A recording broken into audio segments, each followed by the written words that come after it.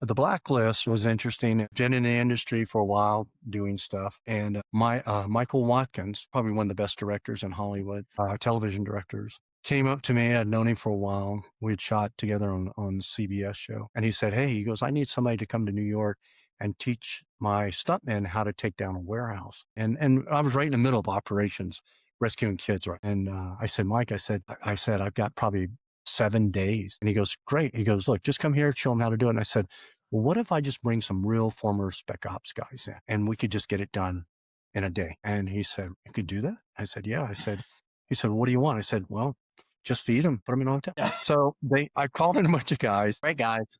We came in and Well, what'd you tell him? Like when you called him, you're like, hey, so I I got a gig. I did. I said, hey, there's this TV show, buddy of mine. We're just going to take down a warehouse. How's that? And they're like, oh, yeah, great. So That's called awesome. in Thad Turner, SEAL Team 2, John Herms, former agency, and a few other guys. And we came in and Mike was really great about it. During the morning hours, he said, okay, he goes, we're going to shoot this in the afternoon. Just go lay it out for me. And I was like, you trust me to lay this whole scene out, right? So I did. I laid it all out with photos. He came at lunch and he looked at all the scenes and he goes, okay, let's shoot it.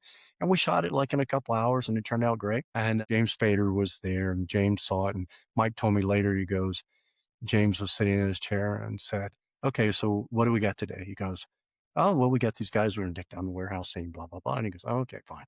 And after we did it, James was like, who are those guys? That was amazing, you know? And so about 2 weeks later, Mike called me up and said, hey, NBC saw the footage in the editing bay and they want to know if you'll come out and they had a Red Reddington's Mercenary Army on the show. And so I went, yeah, if I don't have to say anything. Wow. That's so cool.